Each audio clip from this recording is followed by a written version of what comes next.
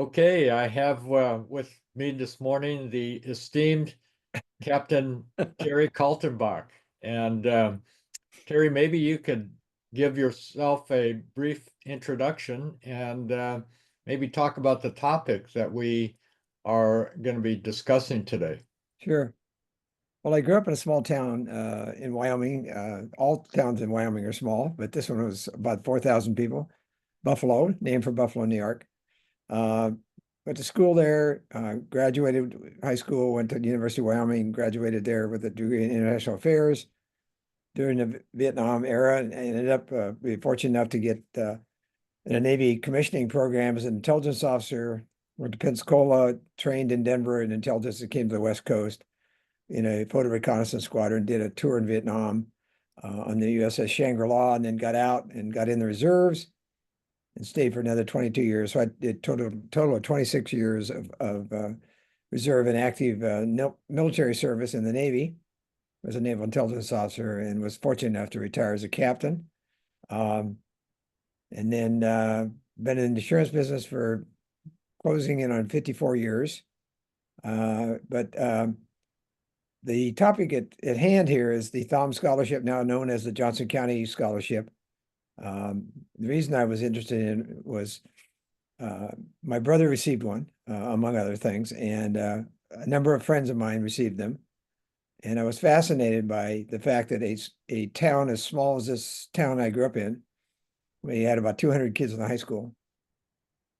And the year I was a senior, we had 7 scholarships given away, 7 Thoms plus other scholarships. There were a total of $37,000 worth of scholarships to a class of 50.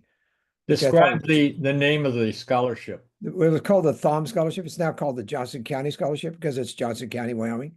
But for years it went by the name Thom, and it's because the Thom family originated it back in the 40s. And the first scholarship was given to a guy named Darrell Mock, 1947. And since that time, they've given about approximately 260 kids have received this scholarship out of this high school. So one of the reasons for us doing this conversation, this discussion, is to do a couple of things. Maybe you can outline what you hope to accomplish by giving a description of this, and also potentially tracking down some of the success stories Right. that we could talk with, or you can talk with, and then further publicize it for the purposes of future scholarships. Right. Well, this idea germinated about 10 or 12 years ago during a class reunion. And I've been thinking about this idea for a long time of trying to document all the kids who had received this scholarship, where they went to school, what they majored in, and what they did with their life. And so I started on it years ago, kind of got bogged down because I was having trouble getting in touch with kids of the more recent vintage. I just didn't have the contacts with them, and I had several people from my hometown working on it, but got distracted. And then so recently I decided to pick up the ball and run again with it. And I have 2 very capable ladies that received a scholarship. One lives there in Buffalo, and one lives in, I think, New York. And then part of the time she's down in the Caribbean. She has a PhD. And they both benefited tremendously by the scholarship. And so what I'm trying to do is document everyone who's ever received it, with the idea being that I think it's extraordinary that a scholarship program this robust would be available to a small town and a small town high school. I would dare say I've never heard of a school this small that had as robust a scholarship program as this one. And there's some really interesting stories. I mean, one story that, and this has been documented by a fellow named Jim Hicks. Jim was his father owned the paper at home. He owned the paper. His son owns the paper. And he's written a column that has been in the paper for 60 years. He's, I think, 86 or 87 years old, still doing this column weekly. It's kind of a commentary on the local scene. And I talked to him this morning, as a matter of fact, and he's had a lot of very positive response to the column about this program, trying to get it started and get the recognition. And my goal here is really to identify people who have received it, and to identify what a difference it made in their life. It enabled them to go on to school. And one example that Jim cites in this column that was published several weeks ago is that a friend of mine named Jerry came from very humble upbringings. His father was a cowboy. His mother was a nurse's aide. He had no money, but he was extremely bright. And he was the captain of the football team, the quarterback. Very quiet young man, but very, very bright. A math whiz. And he ended up going to Wyoming when I was there and got his degree in engineering. And then he went on and worked for a company in Colorado, in Boulder, called Valley Labs. And ultimately, he worked in Texas, got a advanced degree, and worked towards a doctorate at Northwestern and at another very prominent school. Ultimately, ended up in Silicon Valley, uh, and highly successful young man. Um, and it was made possible. And I just talked to his wife the other day.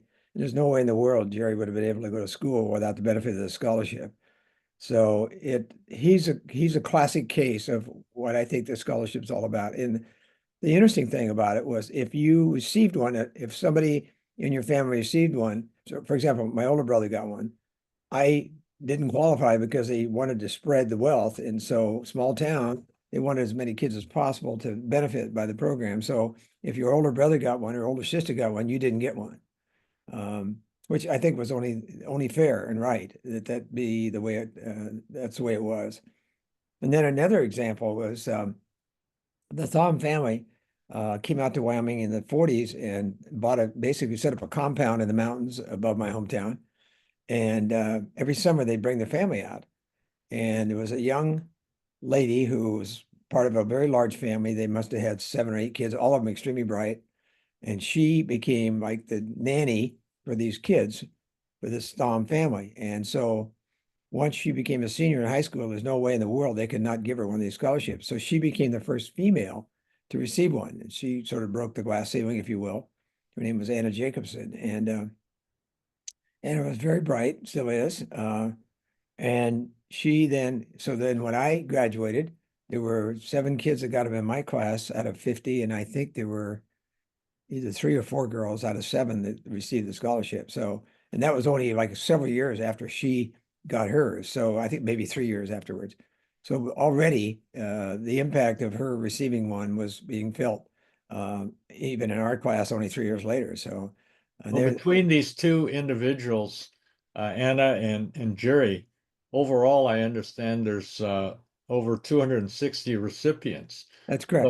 So your goal here is to somehow get this message across to the 260 individuals that Right. they can get in contact with you Correct. with respect to maybe hearing about their success stories. And if not the individuals directly, perhaps family members or Or individuals friends that that knew know these people. friends who How were in would, the class and knew, yeah, and everybody knew who got the scholarship. That was not a well-kept secret.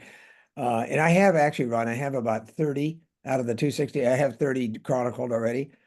But what we do is we send out a form, and the form asks you, where you went to school, what you majored in, kind of what you did with your life, any things that, that would be of note, any recognition you receive for your work or your projects or whatever your life endeavor is, or your interests, et cetera, et cetera. So is more is better. More information you can give us, the better.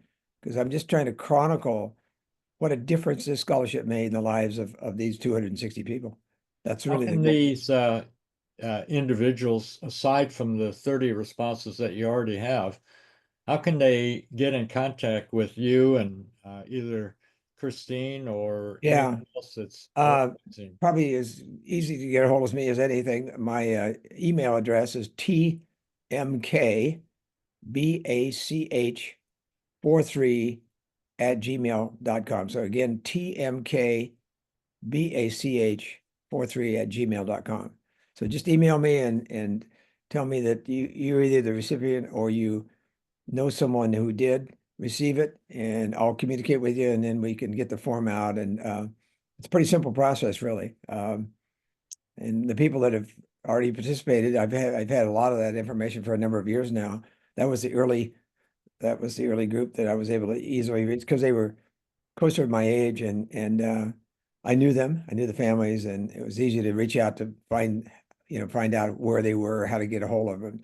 But the more recent ones, I've been out of the town since 1968. I left there in 68 to go to the Navy. So, I've been back a lot. I have family still back there. I have a niece that lives there, but and she's very helpful.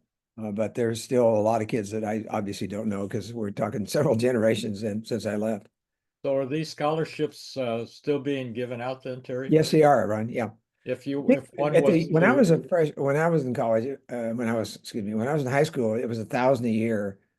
I think it's 10,000. I'm trying to verify that. I hate to say that because I don't know, but I believe it's 10,000 a year now for 4 years, no strings attached. so We if had one kids that was went to to be Harvard and interested in applying for a scholarship, how would they go about doing that? well, they have to be in that school, obviously. They have to be in the high school there. And I I thought about this from the standpoint there was a gentleman that worked for the San Diego Union that grew up in my hometown. He was an editor.